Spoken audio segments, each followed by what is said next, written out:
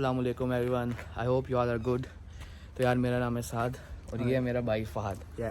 सो ये जो है अभी इसको 2-3 वीक्स हो गए हैं ऑस्ट्रेलिया में आए हुए। तो आज का जो हमारा व्लॉग होगा और हम बताएंगे आपको कि कैसे आप इसका जो है वीज़ा वो 3 वीक्स में आया, तो कैसे आप स्पेशली पाकिस्तान से लास्ट 2-3 मंथ्स में बहुत रिजेक्शंस आ रही हैं और दोस्त वगैरह और लड़के पूछे थे यार कि मतलब अभी तुम्हारे भाई का वीज़ा आया तो किस तरह अप्लाई किया है या कौन कौन से डॉक्यूमेंट सही तरह लगाए हैं, कितना आइट्स या पीटी चाहिए जिससे आपके वीज़ा के जो है वो चांसेस बढ़ जाते हैं। सो आज की वीडियो में हम आप इस बारे में बात करेंगे। तो पहले हम जाते हैं पाकिस्तानी एक बहुत ही अच्छा रेस्टोरेंट है एडिलेड में, आपको थोड़ा बहुत एडिलेड दिखाते हैं और फिर आपको बताते हैं कि आपने जो है वो कैसे और क्या क्या अप्लाई करना है। सो लेट्स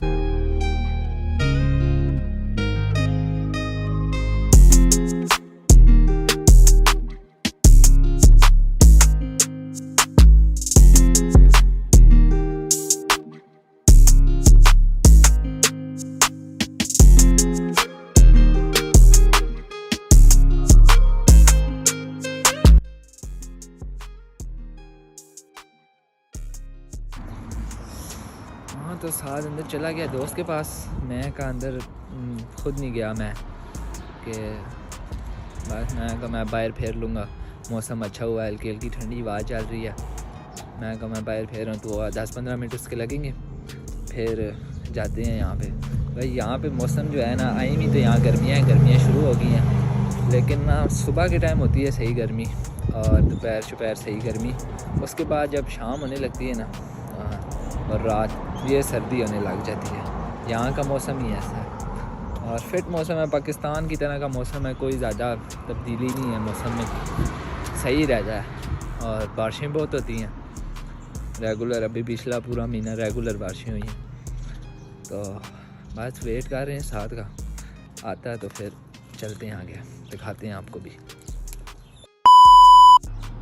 सिर्फ सीन्स चेक करेंगे आप लोग, मतलब बहुत फिट वेदर, बहुत फिट सीन होते हैं यहाँ पे ऑल टाइम। हल्के हल्के बादल हो रही है अभी। जो गाड़ियाँ हैं देखें आपके पास जो है वो 4 किस्म का पेट्रोल, अगर आपके पास लग्जरी गाड़ी है तब 98 डलेगा, और अगर आपके पास नॉर्मल गाड़ी है जो मोस्ट 80% कार्स हैं उनमें 91 डलता है, और फिर आपके पास डीजल है। जो डीजल है वो बहुत सबसे एक्सपेंसिव होता है और फिर उससे एक्सपेंसिव 91 होता है जो हम ला दें अपनी गाड़ी में, फिर 98 सबसे एक्सपेंसिव होता है जो प्रीमियम पेट्रोल होता है। और यहाँ पर जो आपको सिर्फ पेट्रोल डालना पड़ता है और फिर जो है वो आप अंदर जाके जो है वो पे कर देते हैं। तो आप ये सोचेंगे कि अगर कोई पेट्रोल डाले और डाल के भागे और उसको कोई पकड़ नहीं सके, तो भाई यहाँ पे सब कैमरे लगे और इलेक्ट्रॉनिक नंबर प्लेट्स, तो अगर आप भागेंगे तो आपको पुलिस जो है वो लेटर भेजेगी फाइन के साथ।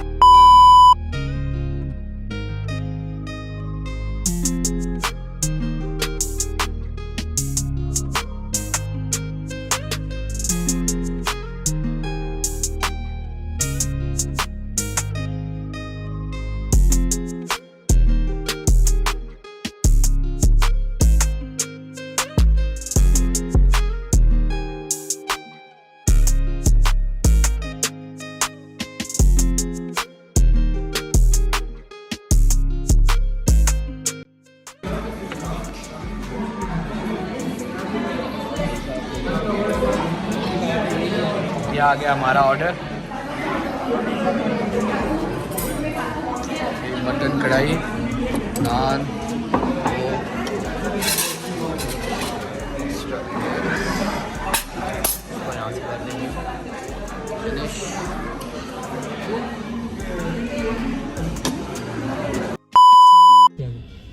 तो यार सबसे पहले जो है आपको जो भी अप्लाई कर रहा होगा, ये जिसको पता होगा कि आपको सबसे पहले जो है वो आइट्स या पीटी करना पड़ता है।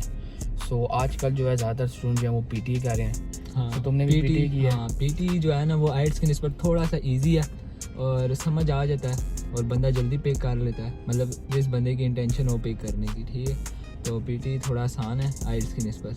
तो पीटी में आई थिंक स्पीकिंग आमने सामने स्पीकिंग का स्पीकिंग जो है ना यहाँ पे पीटी जो है ना वो कंप्यूटर बेस्ड है, ठीक है। सामने कंप्यूटर होता है, कंप्यूटर से ही जो होता है। लेकिन आइट्स जो है वो सामने आपके बैठे होते हैं, वो आप उनसे बात करते हैं, वो थोड़ा डिफ़िकल्ट हो जाता है हम पाकिस्तानी लोगों के लिए या इंडियन लोगों के लिए। लेकिन जो पीटी है वो कंप्यूटर बेस्ड होता है, सामने कंप्यूटर होता है, आपने कंप्यूटर से ही जो करना है और वो मतलब थोड़ा आसान हो जाता है बंदे के। सो इसलिए जो है सबसे पहला स्टेप होता है पीटीए का। पीटी का मैं ये बता दूं, जो लोग बैचलर के आ रहे हैं, सो 6 पे भी हो जाता है, लाइक आई थिंक 60 पॉइंट्स होते हैं, या मैं आइट्स के हिसाब से आपको बता देता हूँ, आप पॉइंट्स कैलकुलेट कर लेना। अगर आप बैचलर के लिए आ रहे हो तो कोशिश करो 6.5 बैंड्स लो। 6 बैंड्स पे भी एडमिशन हो जाता है, लेकिन अगर आपको अपने वीज़े के चांसेस ज़्यादा करने हैं तो मेरी रिकमेंडेशन ये, चाहे आपको 2 दफ़ा टेस्ट देना पड़े, आप 6.5 बैंड्स लेके नॉट लेस देन 6 तब आप बैचलर के लिए अप्लाई करो।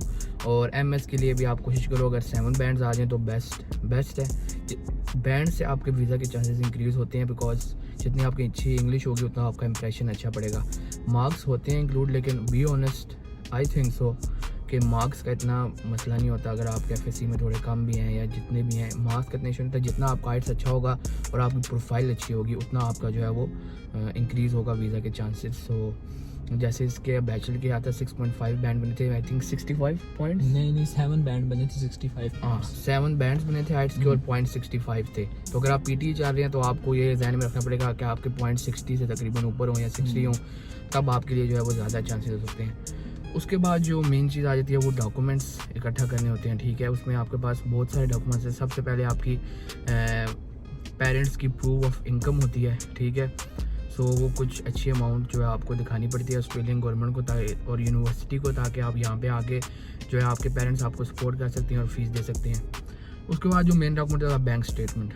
अब बहुत सारे लड़के जो हैं वो बैंक स्टेटमेंट में गलती करते हैं, जिसकी वजह से उनके वीज़ा का रिजेक्शन चांसेस होता है। और बहुत सारे वीज़ास पे ये लिखा आता है कि शो फंड्स का मसला है, फंड शो नहीं किए या फंड्स का मसला है, जिस वजह से रिजेक्शन होती है। तो ये एडवाइस है कि आप जेन्युइन फ़ंड जो है वो उसको कलेक्ट करने की कोशिश करें, जेन्युइन फंड्स अपने अकाउंट में रखें और पहले से रखना शुरू कर दें। अब आप सोच रहे हैं भाई कि आपने अब अप्लाई करना है 1 मंथ बाद, आपने पीटी की तैयारी की है तो उसमें 1-2 मंथ्स लग जाएंगे। आप तभी अपना फंड्स, जितनी आपकी स्टेटमेंट पुरानी होगी और जितनी ज़्यादा होगी, आई थिंक मिनिमम 50 लाख या इससे ऊपर होनी चाहिए, वो आपका एजेंट आपको बताएगा आपको आपकी यूनिवर्सिटी के लिए और क्लासेस के लिए कितनी चाहिए। तो जितनी आपकी जो है वो स्टेटमेंट ज़्यादा होगी और जेन्युइन होगी, उतना आपका वीज़ा रिजेक्शन के चांस कम हो जाएंगे। अगर आप कहीं से इधर उधर से स्टेटमेंट खा लेते हैं और वो बंदा अगर नहीं रखता और कोई मसला हो जाता है और आप पकड़े जाते हैं या कुछ भी हो जाता है, then of course if immigration is gonna find it, your visa is gonna reject. So कोशिश करें कि आप जितनी पुरानी स्टेटमेंट बना सकें, जितनी जेन्युइन बना सकें उतना अच्छा है। उसके बाद आपको बाकी डॉक्यूमेंट्स चाहिए होते हैं, जैसे पासपोर्ट हो गया आपका या मैट्रिक के हो गए, आपकी सनद वगैरह जो होती है पाकिस्तान में, 12 के डॉक्यूमेंट्स हो गए। फिर अगर आप अपना प्रूफ ऑफ डॉक्यूमेंट्स में आपकी कोई शॉप्स हैं आपने रेंट पे दी हैं, कोई हाउसेज हैं रेंट पे दिए हैं, उसका प्रूफ, मतलब ये सब चीज़ें डॉक्यूमेंट्स आप जो है वो ऐड करके जेन्युइन डॉक्यूमेंट्स आपका वीज़ा प्रोसेस होता है। जो मसला आता है वो यहीं पे आता है कि लोग फेक डॉक्यूमेंट्स या फेक सर्टिफिकेट्स या फेक गैप कवर करने के लिए बना लेते हैं, जिस वजह से अगर तो ना पता चले तो ना पता चले, अगर पता चले तो उनका रिजेक्ट हो जाता है। और फिर लोग यही बातें करते हैं जी वो आजकल वीज़ा नहीं मिल रहे, ये नहीं हो रहा, वो नहीं हो रहा। मैक्सिमम जो रिजेक्शन आ रही है वो पाकिस्तान इंडिया से आ रही है, क्योंकि यही दो जो कंट्रीज हैं ना, ये फेक जाके डॉक्यूमेंट्स आगे सबमिट कराते हैं, जिसकी वजह से अब ज़्यादा जोर पड़ता जा रहा है और पाकिस्तान को मतलब ना वीज़े के चांस कम होते जा रहे हैं, जिसकी वजह से अब ये एजेंट्स के होते हैं, एजेंट जो होते हैं वो कहते हैं नहीं जी नहीं हम कर देंगे, हम कर देंगे। और यहाँ पे भी इनको जिन लड़कों का पता चला था ऑस्ट्रेलियन को, इन्होंने यहाँ से डिपोर्ट भी किए हैं लड़के, इंडिया में भी पाकिस्तान में भी।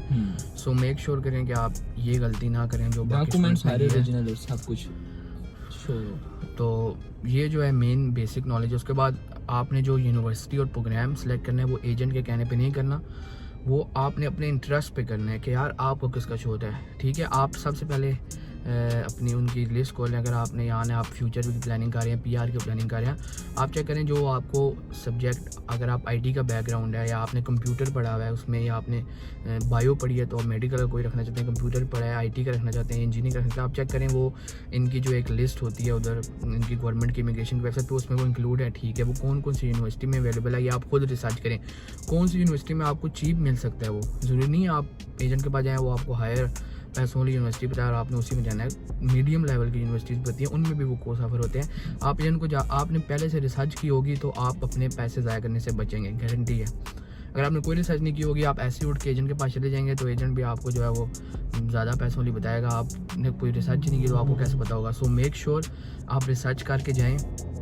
अगर आप रिसर्च करके जाएंगे आप उसको कहेंगे भाई मुझे इस यूनिवर्सिटी में चाहिए, इतनी इसकी फ़ीस है और ये चक्कर है, तो एजेंट को भी पता होगा ठीक है भाई अगले बंदे ने रिसर्च किया, उसको पता है सब चीज़ों का, सो इससे आप अपने पैसे भी बचा सकते हैं। फिर मेक श्योर करें कि एजेंट जो है आपका वो आपको ऑफ़र लेटर आ रहा है पहले, क्योंकि पहले ऑफ़र लेटर आता है, उसके बाद आप स्टेटमेंट सब कुछ शो कराते हैं, उसके बाद जो है वो आप अपना आपका COE आती है, जब आप फीस वगैरह जमा कराते हैं, कंफर्मेशन ऑफ इनरोलमेंट, और उसके बाद जो है वो वीज़े का प्रोसेस होता है। सो मेक श्योर आप एजेंट से ही चूज़ करें। अगर तो आप वैसे मैं अपनी रिकमेंडेशन बताता हूँ, मैं जिस एजेंट से आता हूँ वो AEO पाकिस्तान, तो वो जो जितने बड़े बड़े शहर हैं पाकिस्तान में वहाँ पे तो वो होंगे, तो वो जो है जनरल कंसल्टेंट है, ऑस्ट्रेलिया के साथ उनका लिंक है, उनके कंसल्टेंट जिससे मैंने अपना काम कराया था उनका यहाँ विज़िट भी हुआ था यूनिवर्सिटी में, तो मतलब जेन्युइन काम है उनका AEO पाकिस्तान। बाकी अगर आप वाक एंड या पिंडी इस इलाके में रहते हैं और मेरे से किसी एजेंट का रिकमेंडेशन खाते हैं, जिससे मैंने अपने भाई का काम कराया या मेरे और दोस्तों ने कराया है जो हम इस एरिया में है, तो उसकी भी मैं आपको रिकमेंडेशन दे दूंगा। आप मुझे फेसबुक या इंस्टाग्राम पे मैसेज कर ले सकते हैं, मैं आपका रब्ता करा दूंगा, नंबर भी दे दूंगा, जो कुछ आपको चाहिए होगा, कोई उसमें बड़ी बात नहीं है। तो यार ये थी मेन बातें जो भी स्टूडेंट्स आजकल अप्लाई कर रहे हैं उनके लिए, और इन बातों पे अमल कर, क्योंकि मैं तो मोर देन 3 इयर्स जो है यहाँ पे हूँ। पहले मैं सिडनी में था, मैं एडिलेड मूव हूँ, भाई भी मेरा एडिलेड है, सो हमें पता है कि कौन सी गलतियाँ जो है मेन स्टूडेंट्स कर रहे होते हैं। मेरे दोस्त के रिजेक्ट हुए हैं, तो मैंने वो गलतियाँ अपने भाई के केस में नहीं होने दी, और दैट्स वाई अल्लाह का शुक्र अल्हम्दुलिल्लाह 3 वीक्स में इसका वीज़ा आ गया। सो आपको भी यही एडवाइस है कि जो बातें मैंने की उन पे अमल करें, उनको सोच के उसके बाद अप्लाई करें, ताकि आपके पैसे ज़ाया ना हो। एक दफ़ा रिजेक्शन हो फिर दोबारा अप्लाई करो, पैसे ज़ाया, फीस, यूनिवर्सिटी, ये वो, मतलब डोंट डू दिस। सो यार ये थी आज की वीडियो, आई होप आपको इन्फॉर्मेशन मिली होगी। नेक्स्ट वीडियोज़ आ रही हैं कि कैसे यूनिवर्सिटी चूज़ करनी है, आने के बाद क्या करना है, मतलब बहुत सारी वीडियोज़ आ रही हैं। क्योंकि अब पहले तो मेरा भाई मेरे साथ नहीं था, सो एडिटिंग वगैरह के लिए टाइम नहीं मिलता था। अब यह है कि मैं वीडियोज़ वगैरह का कोशिश करूँगा बना लूँ, और इसको जो फ्री टाइम मेरे एडिट कर ले, सो आप लोग को जो है वो ज़्यादा से ज़्यादा वीडियोज़ मिल सकें। तो यार मिलते हैं आपसे नेक्स्ट वीडियो में, तब तक के लिए अपना ख्याल रखिए। चैनल को सब्सक्राइब कर दें, लाइक कर दें, शेयर लाजमी कर दें, बहुत इन्फॉर्मेशन आगे आने वाली है इस चैनल। अल्लाह हाफिज़। अल्लाह।